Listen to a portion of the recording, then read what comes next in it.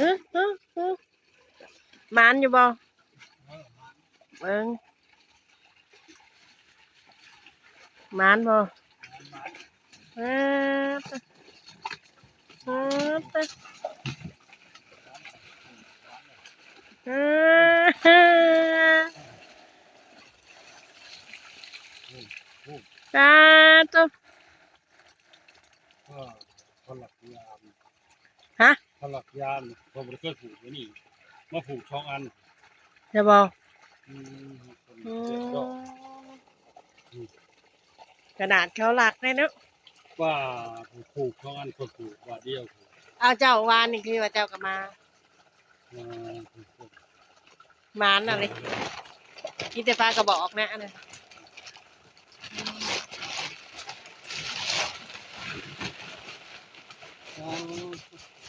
เฮ้ยเบิ่งพูดในอ่านจะยังสั่นออกมาบ่หมดโอ้กันอะไรวะ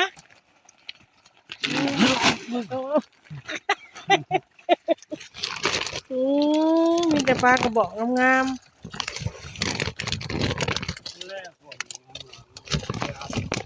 เจ้าต้องเอาอันนะใส่งามอะไรเนี่ย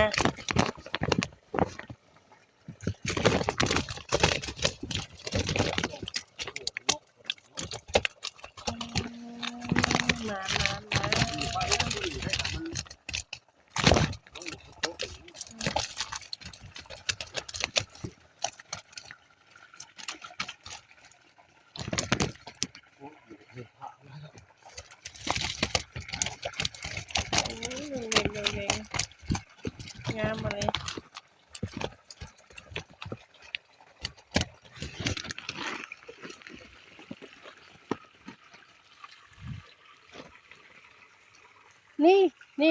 นี่มันตอมอยู่ในอันนี้นี่ค่ะหยุบอยู่ค่ะหลายมันนะพ่อมันตอมอยู่หนาตอนนี่หยุบอยู่เอาเจ้าพิษได้มัน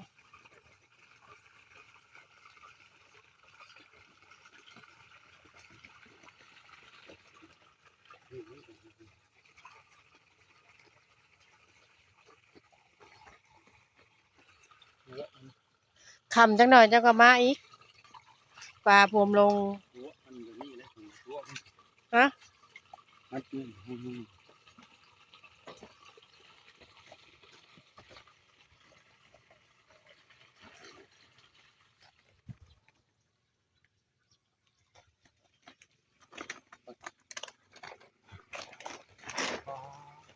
ชดเลยมาเลย